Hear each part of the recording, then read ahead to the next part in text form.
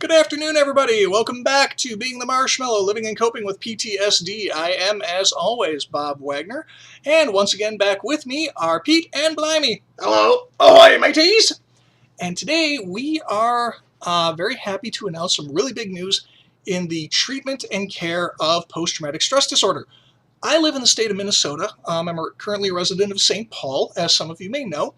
And on December the 2nd, of 2016, this year, the state of Minnesota added PTSD to its list of eligible medical conditions to be treated with medical marijuana.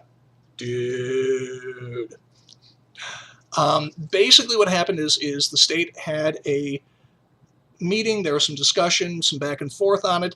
They suggested several other medical treatments, medical conditions to be added to the list. In the words of one individual on the board, PTSD really was the only one that had any legitimacy being added to the list, and with good reason. Basically, we don't have any pharmaceutical options out there, none that are actually really any good or particularly targeted for us. So, starting on August the 1st of 2017, people with PTSD can get approved by a doctor to become part of the medical marijuana program. And the way this works is that you don't just go in and you go, well, dude, I've got PTSD, and then, you walk down to your neighborhood connection and, and buy an ounce of Kush or whatever, and please understand, I'm not encouraging people to go out and smoke marijuana and commit a crime by using an illegal substance. The way this works is you get diagnosed with PTSD, you get doctor's documentation saying this person has PTSD, and I approve their inclusion into the medical marijuana program, and then you go to one of the 2 dispensaries in the state and you get your medicine, and it's very much in the form of medicine, okay? The laws in the state of Minnesota regarding medical marijuana very explicitly prohibit smoking or the use of the whole plant. You can look this up. It expressly says can't smoke it, can't use the whole plant. Basically what you get is either vape it, which, you see these people with e-cigs, it's just like that, or oils, little eyedropper full of cannabis oil, and if you're having an issue, if you're having a panic attack or whatever, you just do a couple of drops and it will help you out. And this is really great because prior to this, we really haven't had anything in the way, as I just said, of effective targeted medicine for our condition. You've heard me go on at length about how PTSD is a medical condition. Basically, and this is really nice because, well, partly because it shuts up these buzzword bingo enthusiasts who are like, oh, you have a mental illness. Just take something for it. Why don't you just take something for it, my good man? Harum, harum, harum. Take something for it, would you? No, it doesn't work that way, okay? What happens is you go to the doctor and you say, hey, doc, I've got PTSD. I really need something to help me out. And they're like, I got nothing. Okay. What they do instead is they hand you a prescription for an antidepressant or an MAOI inhibitor. And this is like going to the doctor and saying, doctor, I have an earache, and they give you medicine for pink eye. Okay. Because, well, your ear and your eye are both on your face. So, maybe it'll kind of help. It's really patch and pray medicine. Okay. And that's all fine, when you're out in the combat zone and an IED has just sent, a piece of metal blazing through your thigh at multiple thousands of feet per second and you're about to bleed out. That's the place for that. But back here in the world, no, man, we've got the time. And so this nonsense really isn't cutting it. And it's really very scary because if you do the research on the side effects of these MAOI inhibitors and these antidepressants, man, it'll turn your hair white. I ain't kidding here. And I've done this, and you can go on the web and do your own research. Don't just take my word for it. But common side effects of traditionally prescribed drugs for PTSD include, but are not limited to, insomnia. Let's address the insomnia one first, okay? I have talked at length about the fact that PTSD causes insomnia. I myself suffer from it very badly.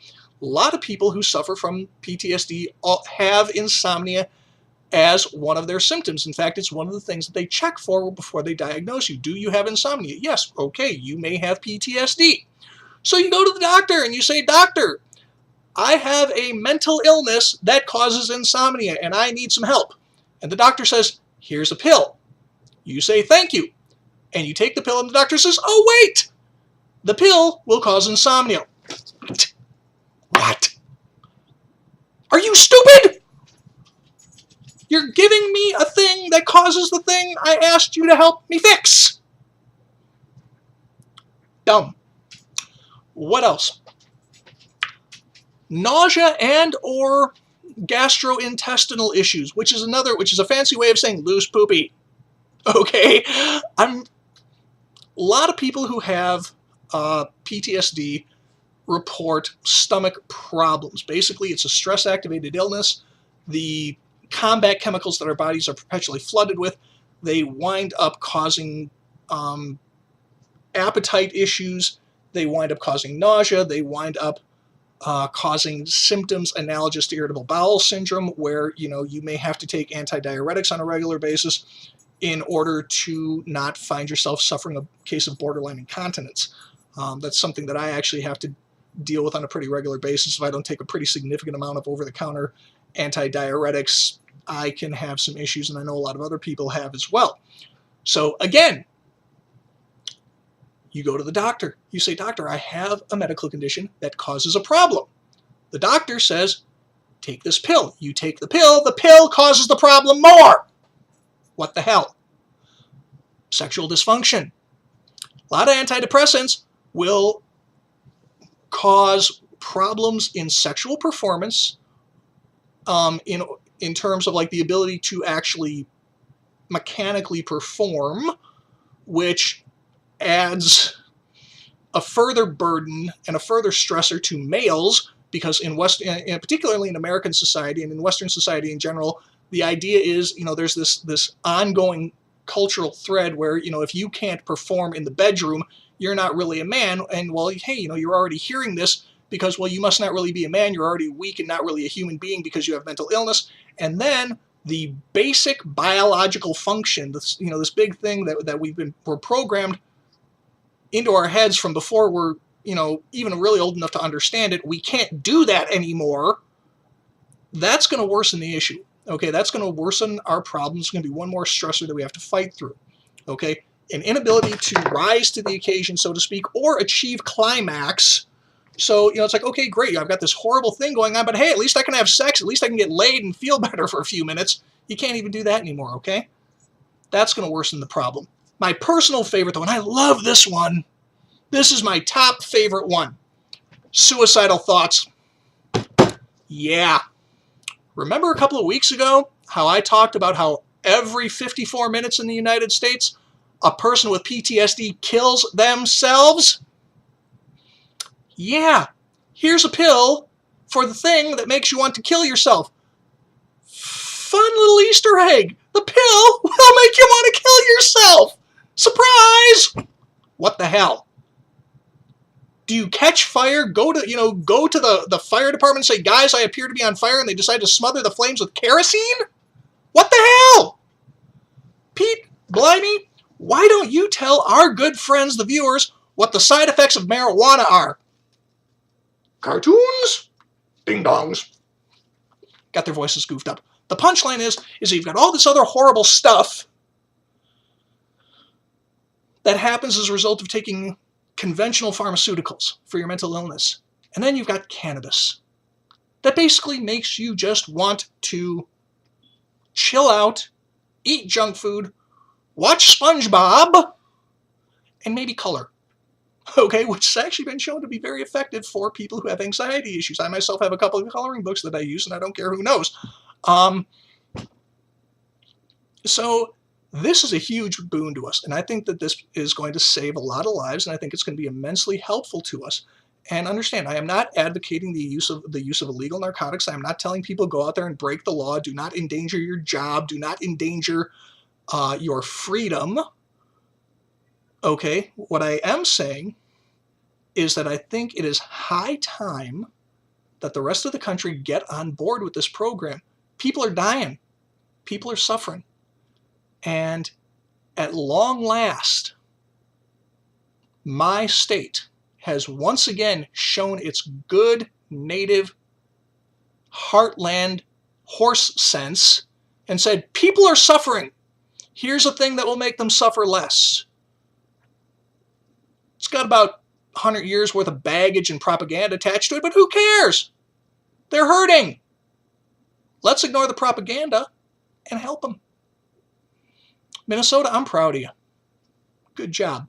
To my brothers and sisters in suffering and in this fight with PTSD, I'm not going to tell you to go out and do this or don't do this. That is between you and your medical practitioner, your caregivers. I am certainly not an MD. I am not in any way formally trained in the treatment or diagnosis of mental illnesses. What I am saying is that this is a thing. It has happened. I personally believe it to be a good thing. And I personally believe, in my own amateur opinion, based off of 30 years, 33 out of 45 years on this planet, fighting this horrendous disease, that this will be a good thing. I've spoken to many, many people who suffer from PTSD, who use cannabis in one way or another to self-medicate. And time and again, what I hear is that they report good results. Get a tiny percentage of people who get a bit paranoid, but that's just part and parcel of cannabis use in and of itself. A small percentage of recreational users report the same thing. But I think it's high time that this happened. You'll excuse the see what I did there. I think it's long overdue. I think that it is going to ease people's suffering. I think that we are going to see a net benefit in terms of the human element. And I am really, really hopeful that that the rest of the United States will soon get on board with this. And that is where I'm going to end this. Y'all be safe. Y'all be well. Keep on working your program. And be here when I get back next week. Do stay warm. It is wicked cold out there, ladies and gentlemen. Winter has arrived. Be safe. Be well. Be here when I get back. Cheers.